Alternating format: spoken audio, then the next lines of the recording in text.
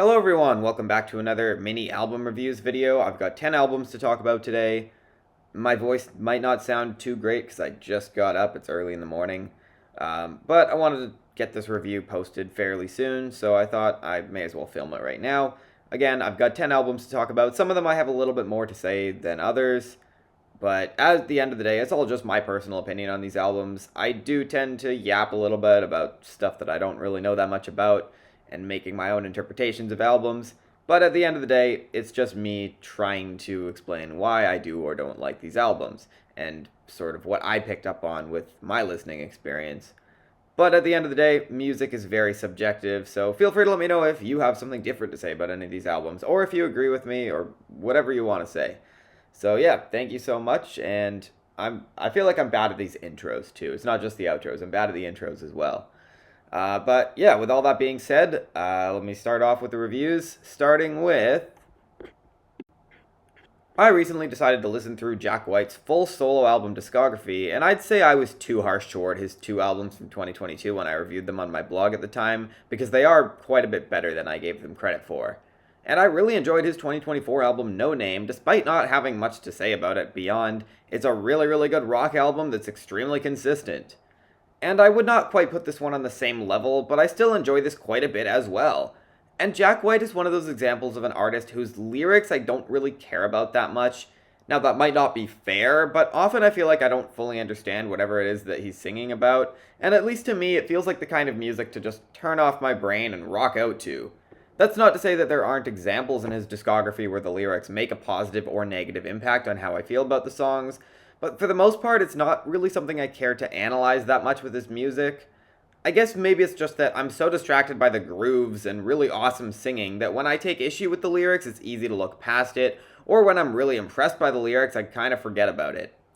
And I'm not totally sure why that is, because there's other artists where I can factor the lyrics in a lot more, despite being many other things going on in the music. But for some reason with Jack White, it's just easier for me to just listen to it for the music itself and the singing.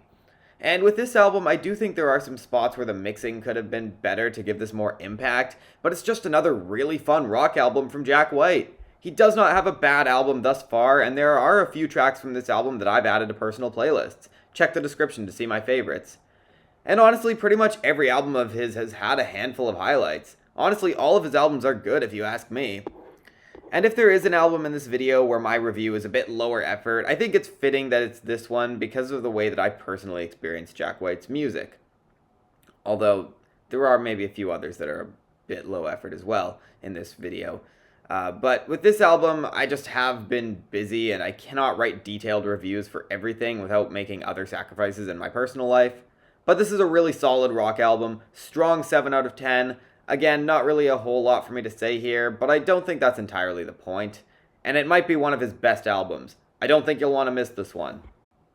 I found this album on Bandcamp from this screamo band from Milwaukee, and while this isn't a style of music I'm usually a huge fan of, I did see some stuff in the description for the album that intrigued me, basically talking about the real fear that billionaires could take over the world and trying to call for action for us all to work together to stop them before that happens. And I just wish it felt more focused in its messages, because while I respect a lot of what they're trying to do here, a lot of it feels either more doom and gloom than actually fighting for change, or it just feels kind of basic in its way of trying to tackle these issues. I mean, it's still good to get the message out there, but it's especially awkward when so much of this album is recognizing how much of society has been fucked over by systems they can't control. And look, there's moments where this gets close, or maybe even does exactly what it should. Whisper talks about starting with the small things and recognizing that the world's problems aren't easy to solve, but if making change slowly is the only way to do it, then that's what we've got to do.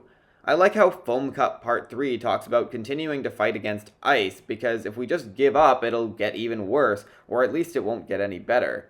And again, I appreciate how much awareness they try and bring to these topics. That's the first step. But then you get a song like Shelf Life, where it almost feels like the message is, hey, guess what? No matter what those people in power have done to you, you've just got to have a more positive attitude. That's probably not the intent of the song, but it still feels really weird and out of place on this album. I would have interpreted this song quite differently in a different context, I think. And honestly, a lot of this album just feels like it could have gone a lot deeper on these subjects, especially because there's a lot of ideas they have here that they could have expanded on a lot, and they just feel a little hollow as is. But again, I do appreciate the messages, and when it comes to the music, I also wish it hit harder.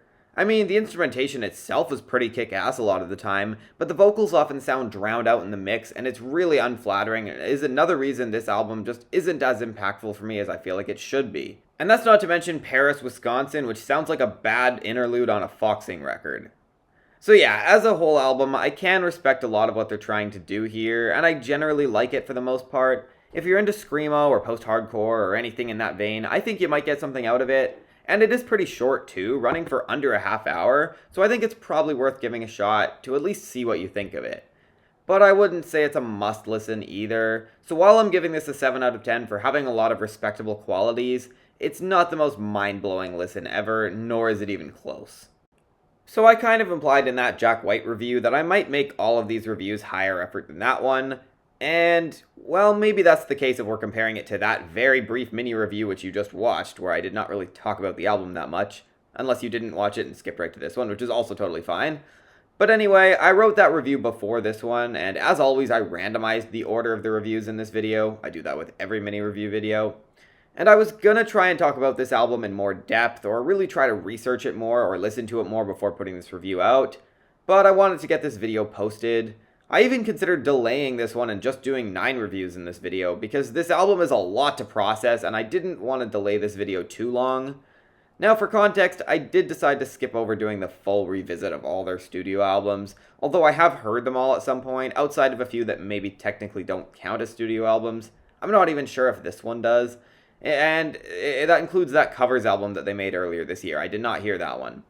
But of the ones that I've heard, which is most of their albums, probably all their official studio albums, I think they have a few great albums, but a lot more that just don't fully click for me, even if I admire how experimental they are. This band is probably one of the most unique bands I've listened to, probably ever, and you'd have to hear their music to really understand what I mean. Now, this album here is a tribute to David Lynch and his soundtrack for the movie Eraserhead. I have not seen that movie, nor have I listened to the soundtrack, so I am very much missing some important context here. But this album is mostly original material, with one cover at the end of a song written by Lynch, and I decided to listen to the original to at least give myself some context. Now, I don't really know much about David Lynch either, although I know he passed away early last year. I will say I do find it interesting though that the song they covered is called In Heaven, and despite its positive mindset in the lyrics about death, Xiu Xiu make this song sound a lot more depressing than the original. It could potentially be some interesting commentary on the haunting reality that, when it was written, death probably felt so far away for Lynch at that age. But all these years later, he eventually met his fate like all of us eventually will. So as of right now, because I have not done a ton of research, I'm kind of just treating this as a normal Xiu Xiu album for the most part. And it's a tricky one to fully grapple with my opinions on, because part of me says this is one of the very best albums that I've heard all year in the ways that it approaches noise as a form of music without a lot of melody or really musical passages, and actually succeeds at being compelling all the way through. And part of me also says that it is great, but maybe I just want it to be really resonating with me as a whole a lot more than it actually is. It's honestly a tricky album for me to really say much more about right now, because I feel like there's so much context I might be missing. And yet this did intrigue me a lot. It's not typically the kind of album I would usually listen to. Even for Xiu Xiu, this is avant-garde by their standards, which is saying a hell of a lot. But while I'm not going to be actively seeking out these individual tracks, I think when you put it all together, it's quite a powerful musical statement. And you might look at me and say, hey Simon, haven't you given so many albums low ratings because they just sound like noise to you? And yeah, that is true, but this kind of experiment can be up my alley, such as with this album, where I feel like it's way more daring than a lot of stuff sort of like it that I hear, and there's enough musical moments to really shine amidst the endless noise and chaos that it feels very packed with substance. Again, it feels like there's more here to uncover as well, so it will probably take more listens for me to fully figure out how I feel about this album. But for now, I think an 8 out of 10 is fair. I genuinely considered giving this a 9, in which case I probably would have made it its own review. But I'm not sure that I'd feel great about that, considering this feels so unlike the kind of music that I typically listen to, and thus I might regret that rating later on. But I think if there is an 8 out of 10 album from this year that has a chance to move up extremely high come year-end list season and be in that same tier as the best of the best, I'm not sure it's this one, but I would say it has a chance. I'm not really sure any album's gonna do that, but we'll have to see. In the meantime, I think it's their best album that I've heard since Girl with Basket of Fruit, maybe even earlier, although I cannot guarantee this will be up anyone's alley. And I would even say that to Xiu Xiu fans. It's pretty fucking weird. But if you're going to give it a chance, don't give up based on short snippets, because I think it's designed way better to be taken in all at once. I don't even know why I decided to review this. For those of you who don't know, Bülow is a pop singer from Canada who flooded Canadian radio stations for years and continues to with the same 3 songs, the mediocre Two Punks in Love, as well as the actively insufferable Sweet Little Lies and Not a Love Song that still annoy me to this day every time I hear them on the radio. So I guess curiosity got the best of me when I saw she has a new album out, this actually being her debut official studio album, and it has been about 7 years since the last of those 3 songs was released, so maybe she's had time to work on her craft and make more interesting music. But let's be honest, I did not have high hopes for this. I thought maybe it could be tolerable. And this might actually be the biggest pleasant surprise of any album for me thus far in 2026. I'm not kidding, I'm actually shocked at how much I ended up liking this album. Because while on my first listen or two I was pleasantly surprised and genuinely enjoyed this, after another 3 or 4 listens, I would genuinely say this album is great. Not only because of some very interesting musical adventures that it takes, but also because it feels thematically focused and captivating, with her own unique writing style that really takes some interesting twists and turns in fascinating ways. Now, I will immediately say that while I respect a lot of the creativity of this album, this isn't some super avant-garde, pop artist gone experimental situation. It is in a lot of ways the kind of thing that you'd expect from Bülow, more or less, based on those singles that you've probably heard on the radio if you live in Canada.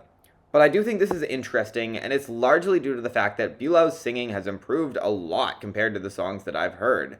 I really feel the emotion shine through here, and the instrumentation is also quite well crafted to really make the emotion shine through even more. But first I want to talk about the lyrical content, which is quite open to interpretation in a lot of ways. So excuse my yapping, but there seems to be a relationship story across this album, where I guess you could also argue the songs might not be connected, but I find it fascinating how much the narrative changes throughout, where a lot of this seems based on fear, when even if there's no obvious red flags, there's this subtle feeling that it's not going to work out, which is captured amazingly well on songs like Wish Upon a Sun and Destroy.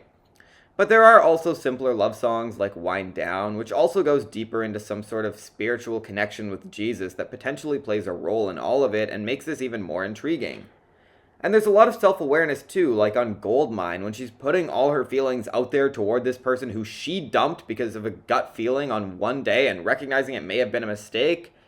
But throughout the album, we start to realize that maybe that gut instinct may have been onto something, as the relationship eventually fails after she falls deeper in love, and she comes to an absolutely heartbreaking, devastating epiphany on Midnight Black.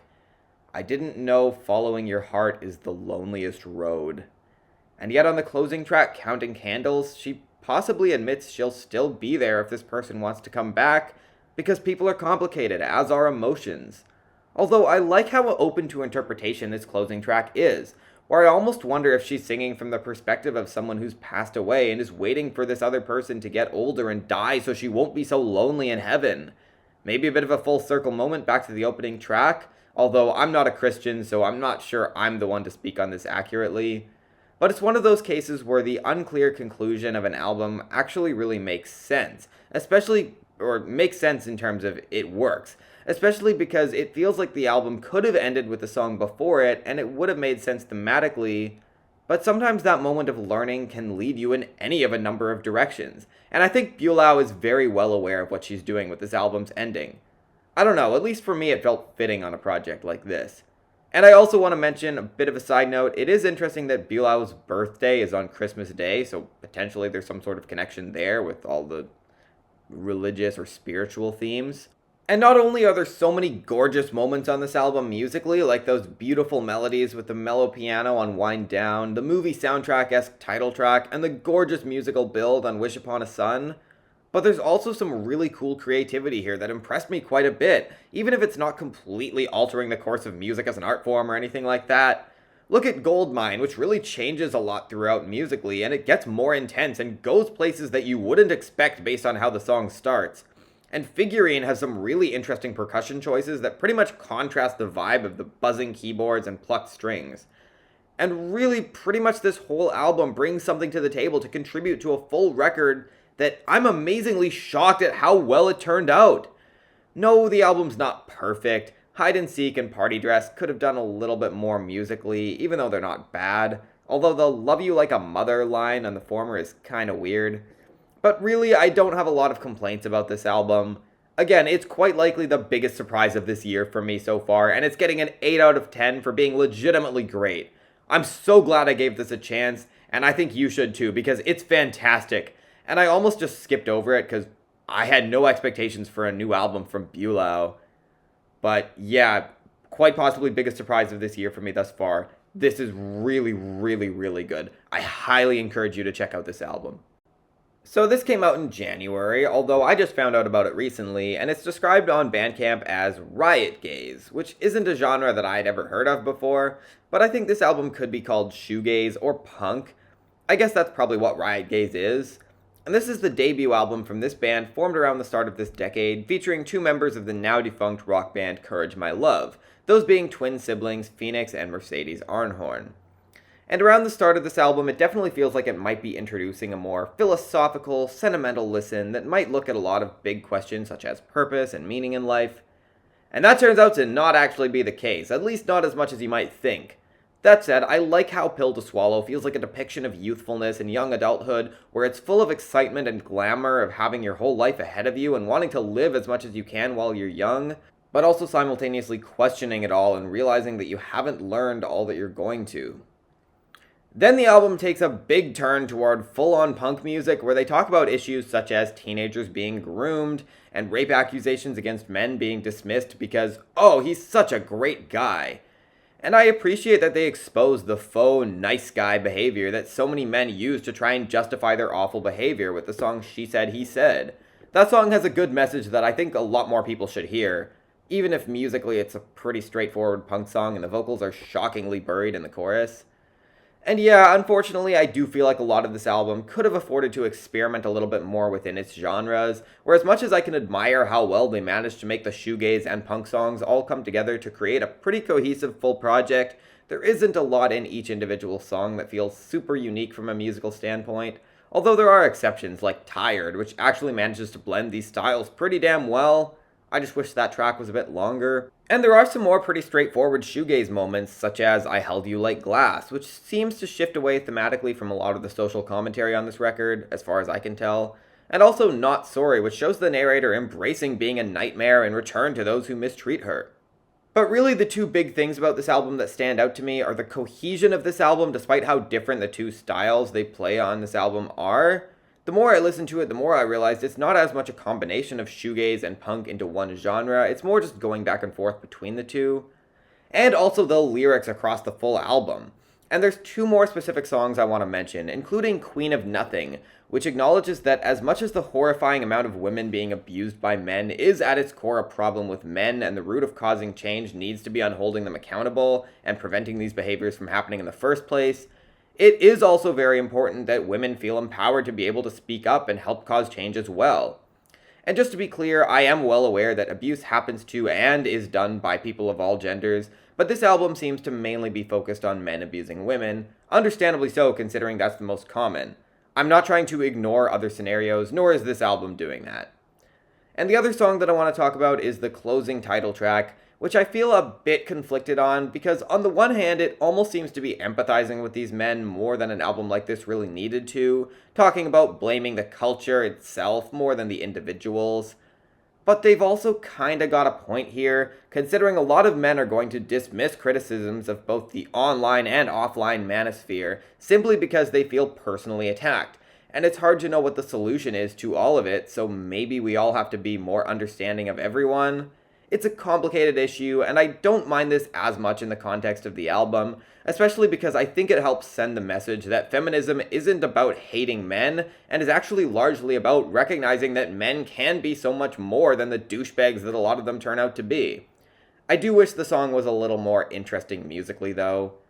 Now, I haven't really mentioned yet that I think the production is pretty strong for most of this, even if there are a few tracks that have some rough spots where the mixing could be a lot better, and other moments where this just doesn't quite hit as hard as it should, or something just feels a little off.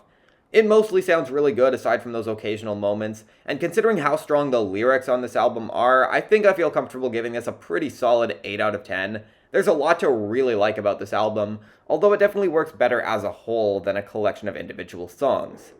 And considering this is only their debut, I'm on the edge of my seat to hear whatever they do next. This is great. I've had a weird experience with Gracie Abrams' music.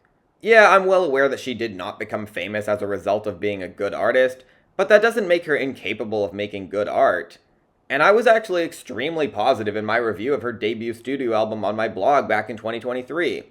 Now, that album did unfortunately sour on me after a little bit, and my review itself really hasn't aged well in my opinion. But revisiting the album recently, I do understand why I liked it so much at the time. It's just gone up and down for me a lot in the time since, and it makes for a bit of a tricky album to talk about from a critical perspective, and there's one specific song on that album which I've had a very interesting journey with for personal reasons that I'm not going to get into here. But 2024's The Secret of Us squashed pretty much all of my expectations that she might reach her full potential as an artist. I was gonna review that album around the time I started my YouTube channel, as it was still fairly new at the time. It came out that year, but I just got busy, and yeah, it might not have really been worth it anyway. And considering the reviews have been very negative for this album too, I was prepared for this to be a total disaster, and it is to some extent. Because look, there are some things here and there that make me feel like this had potential, whether it be the occasional clever moment in the writing, or a few hooks that are pretty strong, or whatever it may be. Sometimes a song here just sounds pretty good. But again, I wish there were more to it. It's no secret that Gracie Abrams wears her influences on her sleeve, and I don't think there's anything inherently wrong with that. But the problem is there isn't really much at all on this album that separates Gracie Abrams from those artists, the most notable one being Taylor Swift, especially considering Gracie is working with Aaron Dessner once again on this album. And you know what? The production isn't bad throughout a decent portion of this album. The vocal production sounds good over top a lot of this instrumentation, and it very much captures that Taylor Swift vibe that I don't think Gracie Abrams is terrible at most of the time. But then there are also moments where certain instruments are underpowered, and also a song like the title track, which just sounds absolutely awful with a goopy production style that just feels way too sugary and does not fit the vibe at all. And as much as I usually don't mind Gracie Abrams as a vocalist, there are moments on this album where she hits some really grating high notes, such as Men Like You, and especially Good Reason. It's a real shame because those two songs are actually pretty well written. And speaking of the writing, well, not only do most of these compositions feel pretty basic, with some of the melodies not quite hitting the right notes for me, but lyrically it's pretty shaky too. Yeah, there are some interesting narratives where she talks about the ways that her emotions have been played with, while also being self-aware about her own faults and moments on this album, but a lot of it feels like stuff I've heard before and done better, and I don't really find the specific ways that she describes these stories all that interesting. I especially don't like on the opening track when she says, "I try to be violent, but I get caught." Yeah, I don't know what to say about that one. And a lot of this album is also just boring, so while I don't hate this, despite kind of preparing myself for that outcome, it really is nothing special, and even the best moments get there due to some good melodies and vocal performances, and the occasional sorta clever line that also sounds good. But she's no Taylor Swift, this album is not special, and most of it is probably not worth your time. Although, I guess that's for you to figure out. Again, it is subjective at the end of the day. For me personally, it's a 5 out of 10, and if you want my advice, I'd say skip the whole thing. Maybe check out the knife and mini bar, but even there, you're not missing anything amazing. I saw Anthony Fantano's extremely positive review for this album, and I was instantly intrigued. No way, you watch Anthony Fantano's videos? I thought you were asleep. Oh my god, I did not mean to wake him up. Oh, I'm trying to film a video. I'm just surprised that you watch Anthony Fantano's videos. I'm a really big fan of his videos myself. Yeah, I love Anthony Fantano's videos. I've been a big fan of him for a while. He's honestly one of my biggest inspirations for starting this YouTube channel.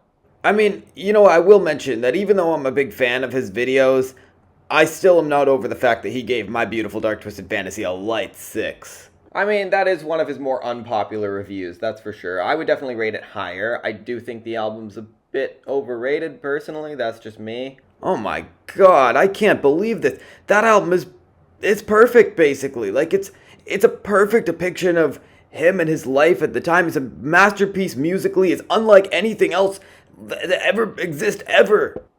Okay, well, I mean, we can agree to disagree, but I'm surprised you liked Fantano's videos. I thought we were, like, completely opposites. I mean, your name is literally my name backward. I thought you were just, like, the opposite of me or something like that. Okay, you know what? I'm actually curious. If you watch Fantano's videos, what's your opinion on Cal Chichesta? Because, I don't know. I feel like... I don't know. You two have a lot in common, I think. Cal Chichesta. I just got compared to Cal Chichesta. Oh my god. Okay, well, I'm surprised this guy isn't, he actually, like, I'm curious to find out what kind of music you like. Like, what artists do you listen to? What are your favorite music artists, would you say? Or at least, it doesn't have to be your absolute favorites, but, like, who are some artists that you really, really like? Ooh, I mean, there's a lot of answers to that question. So, if I had to list, like, off the top of my head, like, what have I been listening to recently? I mean, I've been really into Magdalena Bay lately. I really, really love their way of doing it, like, super, super creative, basically futuristic pop music. Um, I've been really, really into Geese. Geese are one of my favorite bands right now. And that Deaf Heaven album from last year, that's been on repeat. Like, just recently, I was revisiting that album. That's a fucking great album, dude. Oh, yeah, I mean, that Deaf Heaven album from last year was great. Wow, we actually have some things in common. That's so cool. I didn't realize that. I still don't like that you've broken into my house, but you know what? At least we have some things in common. I haven't really been interacting with Nomus very much recently because I don't know. I get a weird vibe from him. I mean, the fact he broke into my house in the first place is really odd, and I don't like that he's living here now, but I kind of just have to deal with it. So if I can try and get along with him, I mean, that's better than having a roommate that I hate, right? So, I don't know. Yeah, he hasn't been here very long yet, so I don't fully know what my opinion is on him yet, but yeah, I mean, he mostly just kind of stays off to the corner, just kind of doesn't interrupt me too much, which is good. Hopefully it stays like that. But anyway, I'm going to talk about this Earth Tongue album, which I wasn't really sure what to expect, as I'd never heard of this band before, but I was definitely excited to hear it. And I'll admit, the guitar distortion sounds pretty strong, and the melodies are definitely the sort that will lead a lot of people to keep this on repeat if they hear it. I can see why a lot of people might gravitate toward this. And yet, I'm not really all that into this myself. I do think it's pretty good for what it is, but the production sounds really compressed to me. I'm no production expert, but that's the best way I can describe it. It doesn't have the dynamics to really hit hard, nor the energy to really make this feel more pop-like and less like it's supposed to be a crushing rock album, which I don't really think it is. And what's frustrating is that when they do let this sound a bit less squished together, we get Symmetry Dripper, which just sounds way too hollow production-wise and doesn't really do anything interesting with its 2 minutes of instrumental psychedelic rock. Now, I do find it kind of interesting how the castle and dungeon metaphors leave a lot open to interpretation, and other metaphors similar to that. And I can admit that sometimes the production style they use kind of works here on certain songs like Orbit of a Witch, which has a bit of a different vibe from a lot of this album, in subtle ways that are hard to explain. And I will admit the guitar melodies are pretty catchy sometimes, like on Living Hell. But the majority of this I could take or leave, and honestly, I'm not sure I'll really be going back to any of this much. For me, it's a 6 out of 10. You might really dig it, and I kind of understand why. Just not really for me. Still probably worth hearing, though. I didn't really know what to expect going into this Kelela album. It's been over 3 years since Raven, which wasn't an album I really cared for much at the time, and unfortunately I still don't after revisiting it recently. There's a few highlights on it, but it's also really long, and the majority of it is quite boring, and some of the lyrics seemed quite pushy in the sexual advances. Yes, I know it's art, but it just does not sit well with me. And thankfully, I think this album is an improvement. Probably the most I've liked a Kelela album thus far. But it's still not quite clicking as much as I'd like it to. Now, the pushiness that really soured Raven for me is not as prominent here, although it's not totally gone either, so don't piss me off. But these songs feel a bit more carefully crafted and less sluggish, with a lot more experimentation that doesn't take away from the laid-back vibes, but makes this a bit more interesting. I like the crushing guitar in the opening track. The ethereal production of Against Me is damn near jaw-dropping, even if I wish that song itself was a bit more interesting. And I don't want to forget Crystallize, which has one of the album's strongest choruses. And those aren't even my absolute favorite tracks here. I'll get to that soon. And I think Kelela's vocals feel a lot better suited for this album, largely because there's more going on in the instrumentation.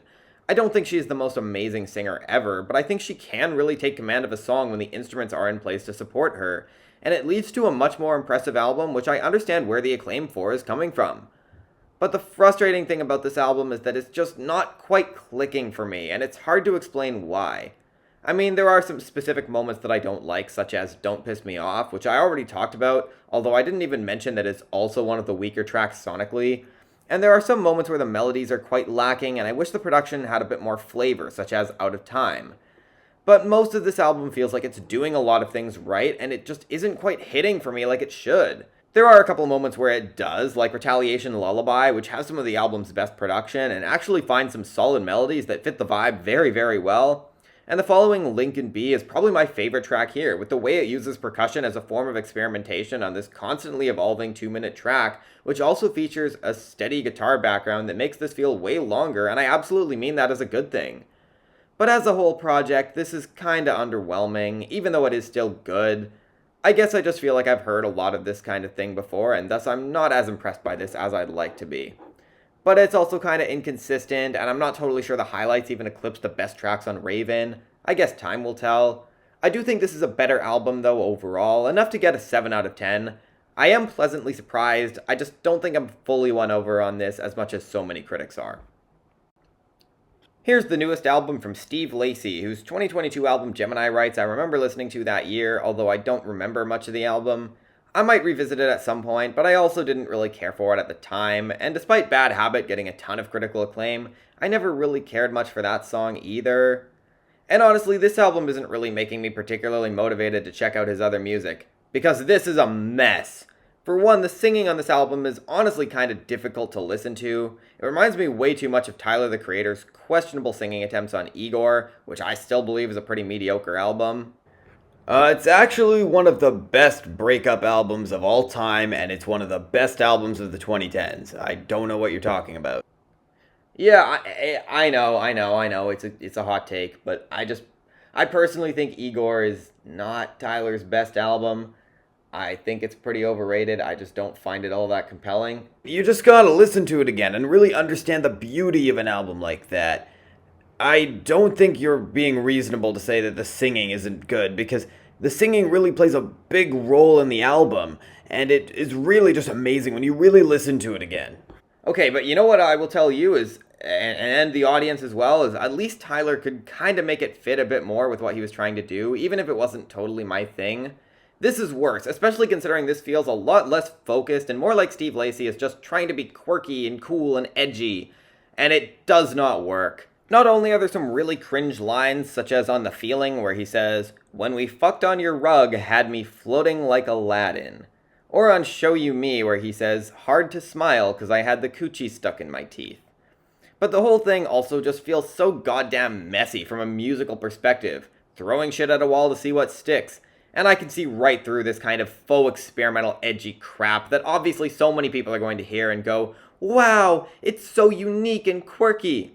The best way that I can put it simply is that it's Steve Lacy making an AJR album. But even with all the problems that I have with that band's music, at least Jack Metz's vocals are generally tolerable. Whoa, did you just compare Steve Lacy to AJR? I mean, I don't really think it's all that different. I mean, I personally, I'm not really much of an AJR fan, but I probably find most of their music more tolerable than this, personally. That's just me. AJR are way more annoying than this. Like, I'm not even gonna say that I'm the hugest Steve Lacy fan of all time or anything like that, but comparing his music to AJR, that's just ridiculous. Please, just shut up. I'm sorry. I'm trying to film these videos, okay? Like, you're being so distracting. Oh my god, this is so frustrating. Okay. Alright, I think you can probably skip this album, and you'd probably be better off. I haven't even mentioned all the gross narratives, including telling an ex to kill their current partner, completely downplaying the narrator's cheating as not a big deal, and constantly playing with people's emotions. All packaged in shiny wrapping because, oh wow, he's so self-aware. Yeah, I know he's probably playing a character on this album, at least I certainly hope so, but it doesn't make this tolerable. It's a 4 out of 10. It's not nearly as charming or funny as he thinks it is.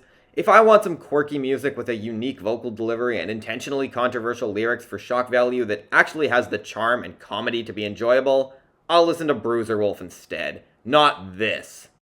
Alright, last one for today. I found this album on Bandcamp, and it's a punk album with some grunge influence, with a lot of feminist themes on this album, including some commentary on how hard it is for women to feel safe, such as on Don't Trust a Man and 5 AM, the latter of which talks about men getting away with abusing women, proving that there is still so much work to be done to achieve a truly safe world for women.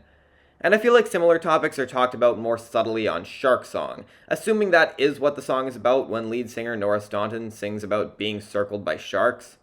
And the album is pretty short too, and has some instrumental tracks. And honestly, I think that's part of the reason this feels so incomplete and not really as well executed as I would have liked. Although the other big thing is the production, where the drums don't really have a lot of impact in the mix, and the guitar distortion feels kinda underpowered too. I don't know, something about this just isn't hitting. It's not as crushing from a musical standpoint as I feel like it should be, which is a shame considering some of the performances and songs are quite strong on paper. But also a lot of this feels kind of bland to me musically, and in the final product, I'm not sure there's a great song here, even if the instrumentation is impressive. So yeah, not really a whole lot to say about this one. I don't think it's bad, and I will give it a 6 out of 10 for what it does well, but I wish it had a bit more power to really help the messages shine through and bring more impact. It might be worth a shot if you're into punk and grunge, but it's just not for me. Alright, thank you so much for watching. That's it for this one. Feel free to let me know in the comments section what you thought of these albums and or what you thought of my reviews.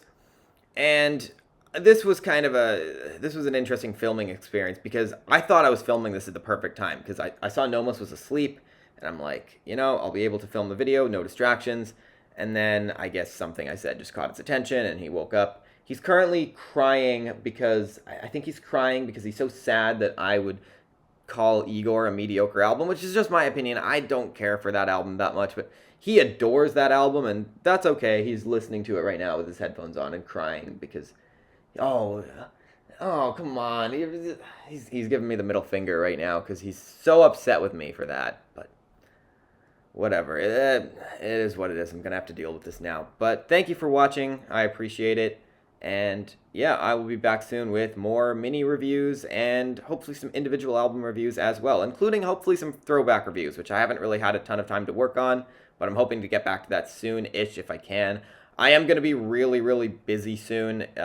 Once we hit September, I'm going back to full-time school, and I'm working multiple jobs, so it definitely is going to be crazy, chaotic times. I'm not sure how much time I'll have for this YouTube channel, but I'll try and keep uploading to it whenever I can. I think that's all I got to say for now. Thank you so much for watching, and I will see you all soon.